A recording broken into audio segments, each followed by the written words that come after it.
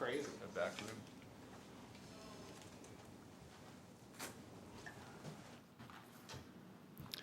Hello, I'm Sergeant Aaron Rode, Media Relations Officer for the Vancouver Police Department.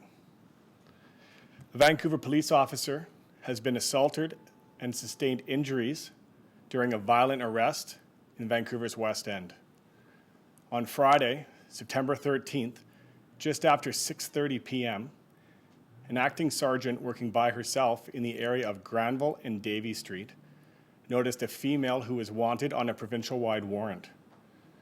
The officer approached this female and notified her that she was under arrest and attempted to take her into custody, at which time the female became very combative and began to fight with the officer. The officer was able to step back, get onto her police radio, and call for emergency cover from police officers in the area.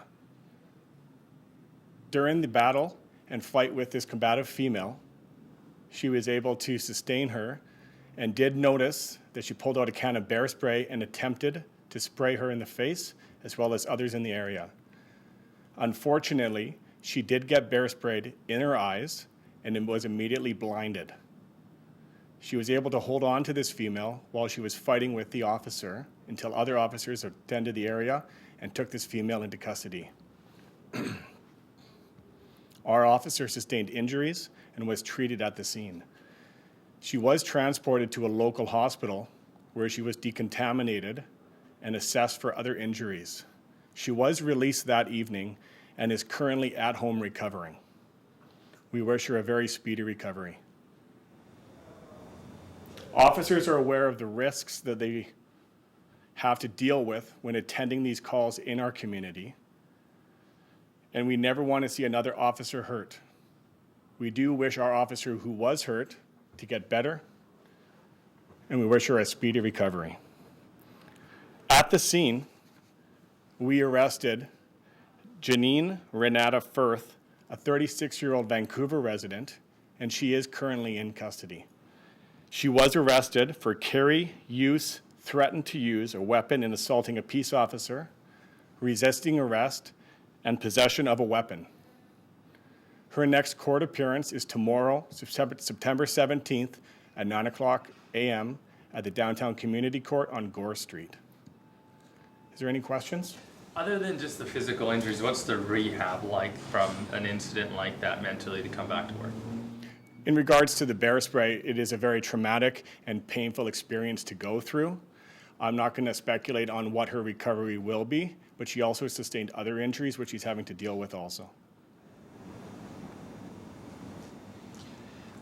Just your comment on another story regarding something that one of your officers had shared on Twitter about a troubling incident with an impaired driver and a child in the back. What can you tell us about that? Yeah, I'll let you go ahead. I did read the tweet, and it is a shocking statement for any police officer to hear from such a young child.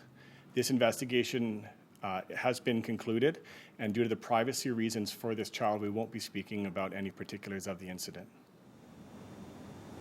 Can you confirm maybe, I know the date was not released because of what you say is protecting the investigation, but can you confirm any sort of timeline between when it happened to when it was released? Was it within this year? Was it? The only thing we can say is there is a time delay from when the information was witnessed by the officer and from when the time it was tweeted. We're not giving any timeline on the exact date of the offense. As an officer, just what's the reaction, seeing a child? Not only are they impaired, there's a child in that vehicle. What kind of thoughts go through an officer's mind then?